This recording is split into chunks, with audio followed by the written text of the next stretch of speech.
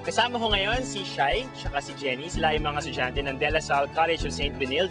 At meron akong tanong sa inyo, ano ba ang ginagawa niyo kapag Holy Week or sa mahal na araw? Usually, our family go out of town. Pero since my parents are very religious, we make sure to go to Mass and do the Station of the Cross.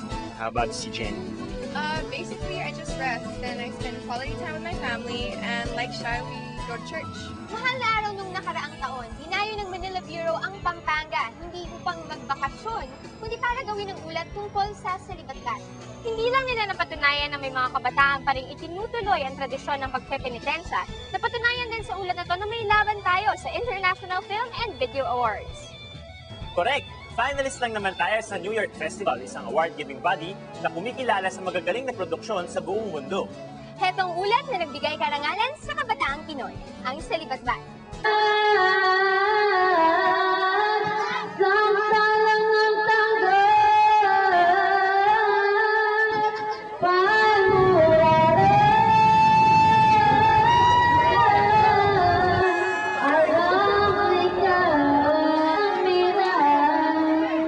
Salibatbat na yan, maliit pa lang ako and I strongly believe wala pa ako, hindi pa ako sumisilang talagang yung pang nauna sa amin dito, ginagawa na yan.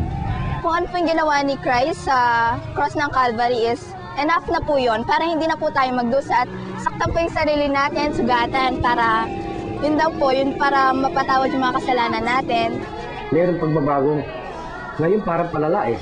Kasi nga yung mga bata nga na sumasali diyan, talagang hindi naman talaga nagsasacrifice awat yung mga bata yan. Parang ginagawang laruan. Ito ang eksena sa unang araw ng Semana Santa dito sa Holy Rosary Parish Church ng Angeles City, Pampanga. Umaga pa lang, nagdadagsaan ng mga tao sa simbahan para mabendisyonan ang kanilang mga palaspas.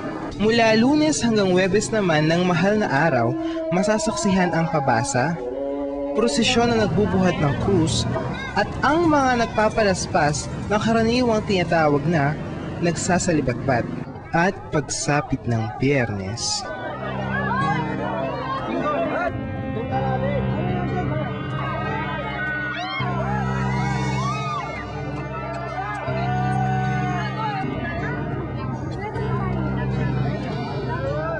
mula nung ipinakilala ito ng mga Jesuita at Fransiskanong misyonaryo noong 17th century, ay marami ng voluntaryong nagpepenitensya. Dati ay mga matatanda lang ang gumagawa nito, ngunit ngayon, pati mga kabataan ay sumasama na. Alam ko kaya nagpepenitensya kasi may mga petition sila. Usually mga, kunya may mga sakit ng parents nila, or may hinihiling na mabigat sa Diyos. Yung iba, sa tradisyon.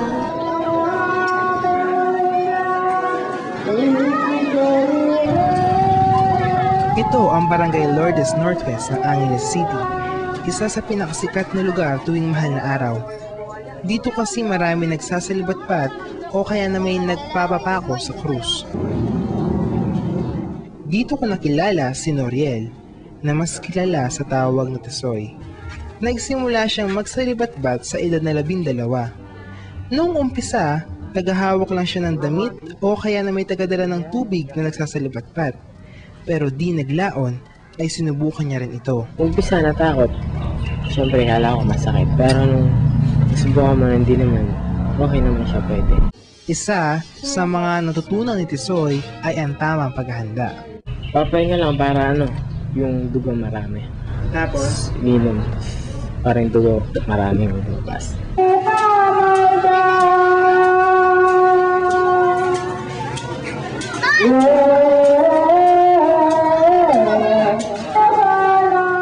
Noong umpisa, nanginginig yung tuhod ko dahil masyado na malalim na para maubos ako ng dugo, tapos sobrang init, parang babagsak. Dahil yung likod mo nanunuyo na sa tugo. Higa ka, tapos nagdarasal, tapos habang pinapalo. Doon, hanggang mga iba tinatapos yung isang kanta. Tapos bago tatayo. So, puwet, kamay, dito sa buto. ano yung pinatalo mo? Pwedeng kahoy, sinturon, kahit ano, okay. Masakit naman? Masakit. Pang-5 taon na ni Tisoy sa pagsasalibatbat at ipangako niya raw sa Diyos na gagawin pa niya ito sa susunod na 10 taon. Kahit na nagsasalibatbat din dati ang tatay ni Tisoy na si Mang Noel, nagulat pa rin siya nang ginawa ito ng anak niya. Nung nakita ko siya, nabigla na lang ako. Dahil batang-bata pa siya. Mas bata pa siya sa akin nung nagtitinesya siya. Kasi nakikita niya sa mga kabataan din tulad niya. Halos kasing edad niya. Sabi ko, okay lang yan. Basta huwag ka lang sumusobra. Pagtapos mong nagtitinesya, huwag kang uminom. Huwag kang pag-away. Dahil yan ay tradisyon talaga yan. Pero ito nga kaya ay tradisyon na dapat panatiliin? Kahit po gawin natin yung mga yan, after naman po ng mga ginagawa natin, pagpapasat or pagpapasugat is, marami pa naman tayong magagawang kasalanan. At ayon sa ibang matanda rito, hindi raw lahat ng mga kabataang nagsasalibatbat ay nauunawaan at iginagalang ang tradisyong ito. Sa mga batang nagpipinitensya, mag-iingat sila. Yan ay pinitensyang ano yan, na talagang namanap pa natin sa mga ninuno natin yan. Respetuhin niyo mo naman yung mga dating talagang nagpipinitensya. Nadadamay na kami sa inyo. Ginagawa niyo lang laruan eh. Gayunpaman, base sa nasaksihan namin, mukhang magtatagal pa ang tradisyong ito sa iba't ibang bayan ng Pampanga. Kaya kasama yan sa mga sakripisyong magagawa nila. Kaya we never discourage it. Only, we keep on reminding them na yun nga, kailangan ang matindi dito yung talagang spiritual sense ng sakripisyo.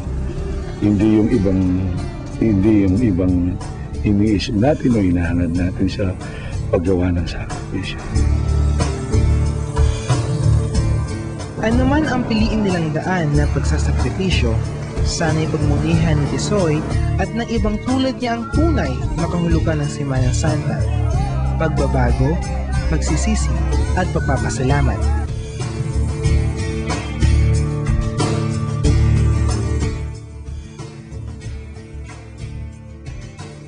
Ang Kabataan Express ay hatid sa inyo ng UNICEF.